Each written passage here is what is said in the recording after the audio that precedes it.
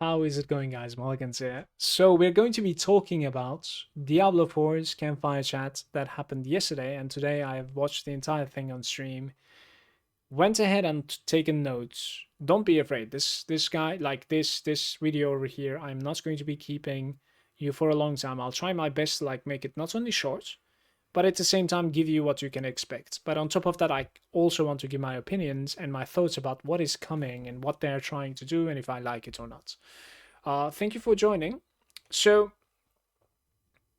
in the campfire chat, they only covered the base systems, right? There are going to be more things coming, and they did not mention anything about season 4. So, even though these things are coming in season 4, the actual seasonal gameplay and the seasonal theme and the name of the season is completely missing. We do not know anything about that. They have no information about that. And everything that they have mentioned in the campfire chat, and I'll comment over, is going to be available for the base game. So the entire old systems about the stuff that we're going to talk about is going to be changing and going away. And the Eternal Realm is also receiving everything that we're mentioning. Massive itemization overhaul, massive crafting overhaul, and crafting and itemization is finally going hand to hand, just like in Lost Epoch, just like how it should be. These systems interacting with each other, creating a ridiculously rippled availability and theoretically possible insane items to chase if you would like to, is basically the theme of what they're trying to do. So they're trying to keep you playing the game by giving you this ridiculous chase that you could actually get to. I am not necessarily sure because I'm not so good at math, and there are definitely various different things to balance here. So it's going to be very hard for me to tell you if it's going to be possible for you to make yourself a ridiculous item, but the possibility is going to be there. And the interesting thing is going to be most of the time in Diablo so far, it has always been named and it has always been known. Now it is kind of going to be flavored and it's going to be something that you will edit and create for the first time. That is a big step from Blizzard. I would like you to think about that, and I really appreciate this sort of approach. And I kind of thank Lost Epoch for this, to be perfectly honest with you. But I'm all ears, I'm all eyes. I just want something like this. Definitely a personal input, my 2 cents. Diablo has a ridiculous good engine. It runs incredibly smooth. I like its servers quite a bit. The loading screens are crazy fast. I kind of like the atmosphere. I think I would have liked it to be a little bit more eye candy, a little bit more brighter, more tiny bit more cartoony. But I'm sure there are some of you that are not necessarily agreeing on stuff like I said just now. But that's just me. But what I'm trying to say is its engine and the way that it runs and it plays on my computer at least is really amazing compared to any other ARPG I play. So I would definitely like this game to be up there with my seasonal, changing gaming sessions as well. So before blabbering even more, I'm gonna give you just certain ideas of what they're doing, right? So there's going to be a PTR coming in 2nd to 9th of April.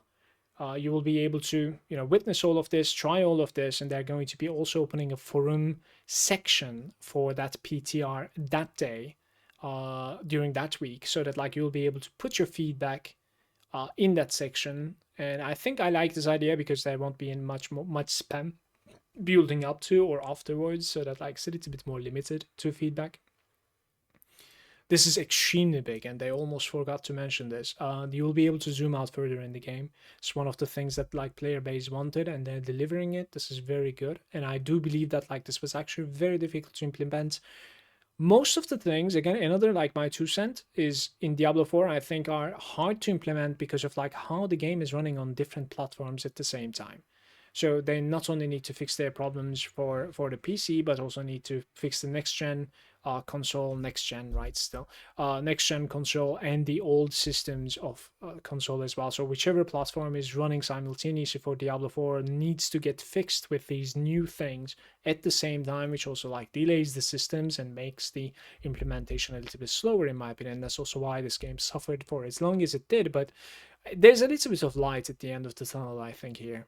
So itemization, without delving into it too far, because like I can only understand so much from what they're delivering in a podcast or a video, is basically they're removing most of that bloating item affixes, right? Let's assume they remove. They're saying that they're going to be making the item drops a little bit smarter for you. So like if you're on a barbarian, you'll mostly see strength. They're making it so that like you don't necessarily see a gloves dropping with like +2 to this skill, +3 to that skill, +1 to this skill. Nobody used something like that. So it's going to be trying to drop only like one of these or none of these kind of thing. And so even further smart loot. Uh, Now the loot is going to be dropping with 2 affixes. And one more thing before jumping into this. So world tier 1 and 2 is dropping normal items, tier 3 is dropping sacred items, and tier 4 is dropping ancestral items, period. There's no exceptions anymore. On top of all of this, when you start killing level 95 monsters and above, you are always and always finding the maximum item level items all the time, period, again. So they're stopping this nonsense of like looting everything and stifling through the items on your bags to see which one is worth keeping to begin with. They completely removed. So when you are at level 95 monsters and above, everything is dropping as maximum item power. But you might be thinking to yourself, well, less affixes, maximum item power immediately. Well, the game is going to be even faster now. Not necessarily. There's going to be drastic itemization changes. So, legendaries are dropping with 3 affixes. Normal items, rare items are dropping with 2 affixes on the floor. And you can craft on these. There are going to be new crafting systems, just like Last Epoch. Thank you, Last Epoch. And one of the systems, the first system, is going to be called tempering. The tempering is going to be just like in Last Epoch's affixes. You will be now searching for manuals. These manuals, unlike Last Epoch, it's not going to be giving you a single stat. It will have a chance of giving you 4 different stats, but it will have some sort of a theme as far as I understood. So it could be like about core skills. It could be about like mobility skills. It could be about bows, perhaps it could be about spears. So you're finding these manuals during your grind, your farming sessions in the game, and you learn them one time, you learn them for good. Your blacksmith upgrades, right? And then when you put this new item into the tempering window, you'll be able to select one of these upgrades to it, and it will at random select one of those 4 things within that manual, whichever you selected, and it will put it on the item. You'll be able to do this twice on an item. So rare item will have 4 affixes, while legendary items will have 5. Apart from this, so this is one of the first randomized things, okay? I would like you to keep track of these like randomized things that you're going to want to get lucky with, because this is one of the bigger changes, which is like the crazy chase that is going on, all these things adding. The other thing is the greater affixes about itemization. This is, again, thanks to Last Epoch, just like the exalted items. They're a bit different here, but it's still the same logic. They're going to be capable of dropping with a higher affix roll than normal. So normally, if an item is dropping with 100 strength, if it ends up becoming exalted, greater affixes name. If it ends up becoming GA, then it's going to be giving you 1.5 times multiplier on it. So instead of 100 strength, it will be 150 strength. The interesting thing about Diablo 4's GA is that it will always be maximum rolled. So in Last Epoch, you can have like a T7 drop, but it's like a low end of the T7. In this one, it is always and always going to be maximum rolled. So if the item is capable of rolling a GA strength maximum 150, it will drop as 150 immediately. You can definitely have several GA affixes on a single item. So this is yet another luck now on top of the item modifying it. So on top of this, the tempering books are not only capable of giving you these like these simple stats, but they're also capable of interacting with projectiles, with area, with speed, with cooldown reduction of specific type of abilities, single abilities, or maybe even an entire class, or maybe even an entire damage type. So they are coming and managing to edit your skills or like the way that you play for the first time in this game, apart from either the legendary aspects or the paragons or perhaps like the skills as well. From there are going to be another crafting system called masterworking. This masterworking is specifically for late game and only for late game. So it's there's no much like not so much use for you to like use this for the uh, early game at all. And you're gonna need crafting materials for this, and these crafting materials are going to be farmed in the late game rift system that they're introducing as well. We are going to be getting greater rifts in Diablo 4, which is an end game content that's going to be available with season 4. In masterworking, we are going to have yet another layer of crazy RNG that is going on with everything that I have explained so far. There's yet a new layer opening, and this is a back-to-back layer where things can go actually really crazy. How I will explain this is going to be there are going to be 12 ranks of an upgrade on an item, just like the old crafting or the old upgrading system from the blacksmith that's available right now in season 3. So you put your item and you upgrade it 4 times. Now you can upgrade it 12 times, okay? Any item. And every 4th upgrade, it is going to, let's assume that like your item looks like this. You have 5 affixes on your item, right? Every 4th upgrade that you're doing, so 1, 2, 3, you have upgraded all of these tiny little bit. It went up, just like the system that's available right now. But the 4th upgrade comes and picks one of these affixes and it crits on it. So it doesn't do anything to the rest of the far, but let's assume that it's picked up +1 projectile to fireball, okay? And it is going to be giving you basically +2 projectiles this time, okay? And on top of that, now you're going to continue like 5, 6, 7, right? And then on the 8, it will crit one more time to one of these affixes. Well, guess what? You want the projectile again to be the choice. So instead of 2 projectiles now, this time it's going to be perhaps 3 extra projectiles. And then it will come 9, 10, 11. You know, it's upgrading all of them. And then on the 12th, guess what again? You want the specific one that you wanted to to upgrade. And I'm assuming the ones that like going to be from 8 to 12 is going to be the most expensive part. They have specifically mentioned that in the campfire chat that you can actually reset an item, but they exactly use these words after reaching 12. So you're gonna need to go through a journey of crafting an entire thing to 12, upgrading it 12 times, and then you'll see the ending picture, let's say like the end item, and then afterwards you'll be able to reset it and go again. As far as I know, there's no limit to this other than your resources. So you're going to be losing your entire resources that you have committed. There are 3 different crafting materials. One of them is blue, the other one is yellow, the other one is legendary color. And those crafting materials are dropping from the rift system, the new system, just like greater rifts in Diablo 3, by the way. I won't talk about it too much, but it's definitely welcome. It's incredible. I really hope they're not going to be having any objectives within, but the content that they showed is just like greater rifts. You just kill, you fill a bar, and then the boss room opens up, you kill the boss. And then the loot drops, so there's no loot through the dungeon either. So these dungeons, and the higher you go, the more materials are dropping for this masterworking crafting system. And I'm assuming, as I said, the legendary one is being used for like the steps of like 9, 10, 11, and 12. And then resetting at that point is probably going to be hurting you big time. So that's probably what they're trying to do.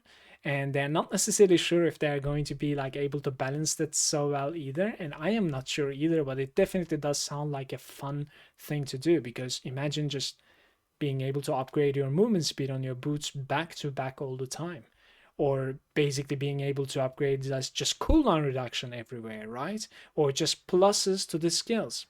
I'll let you go after saying one more thing.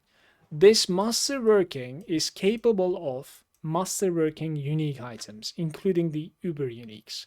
So just theory crafting here, if there's an Harley Quinn crest that gives you +4 to all abilities, it can not only drop as like a GA plus to all abilities, right? So it's 6, I guess. And then you can masterwork it and crit on the same pluses every single time. You see where I'm getting at? Like these are like opening a whole different new layer of back-to-back layers of insane items. And you will see crazy stuff. When it comes to trading in Diablo 4, they are making it so that like you can trade legendary items as well now. However, the second that you use any sort of crafting on any item, it becomes soulbound. So you cannot really like make a godlike item and then sell it. You will always be able to only sell the base of the item. This means that like greater the GAs are going to be sellable, but when you start crafting on it, you won't be able to sell. There are quite a bit of like glass balance changes. Apparently Frozen Orb is going to be kind of fun for the mage and it will be buffed quite a bit. Barb nerfs, obviously. Lots of new uniques, 2 per class at the very least, they said. They're buffing the way that we gain experience, mostly globally. They're being buffed because the world tiers are already giving us XP modifiers, and those XP modifiers are being bumped up in every single world tier. Joe Piper, I basically said that like they just want us to get to end game and enjoy that instead, and that is what they want to do as well. That is what they want to improve within the game. They want their game to be able to be good in the late game. That's like what they want everybody to achieve, not really spend so much time in the early game anymore.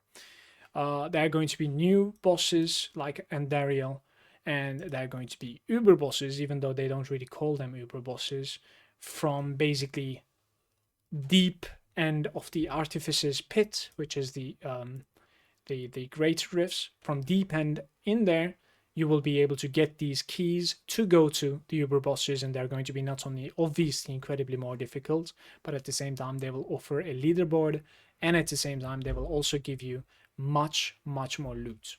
So this is pretty much like not everything at all, but this is going to be everything that I will cover for now. I don't really recall if I talked about codex or not, but this was something that I've been waiting for a very long time, and I've mentioned this on my videos multiple times. And it is finally great to be getting also the codex upgrade, where all of the legendary aspects are going to be, you know, piling into the codex. And yeah, we're finally going to be chasing those aspect upgrades, not only for our class or for the build that we are playing, but also every single build that we can perhaps play in the future as well, during the season, of course. So that's a very good system too. Overall, my feelings about this is that like the balance is going to be a little bit shaky in my opinion. I don't want things to be easy to chase, definitely not. But at the same time, Diablo 4 suffered from the fact that like there isn't really so much content that you would like to keep on spamming. So in one hand, I'm hoping that these crazy rippled item chases are going to be not that easy to get to. While I'm hoping for that, I'm also hoping for the fact that like this Artificer's Pit, the greater rifts that are coming into this game, is going to be good enough for us to just keep on doing and keep us occupied and just enjoy. For instance, monoliths, right? In Last Epoch is quite repetitive as well, but it did manage to keep me going for like hundreds of hours. I could definitely dig such a system in Diablo 4 as well. Obviously, they're going to be randomized design and randomized bosses at the end as well. So some of them are going to be good, while some of them are not going to be that great. We'll see. We'll find out, I suppose. When the PTR comes online, I'm gonna take a look at it, and then afterwards I'll make some videos more specific about these systems. But I'd like to get your opinion on what do you think about this campfire chat? What do you think about like the stuff that I've covered, especially in this video? And do you think that like it's going to be building up to a place where we are actually going to be really having a good time for a longer period of time in Diablo 4, or is it just already too late in your opinion? Let me know in the comments section down below, and thank you very much for watching, and I'm going to see you next time, YouTube. Peace.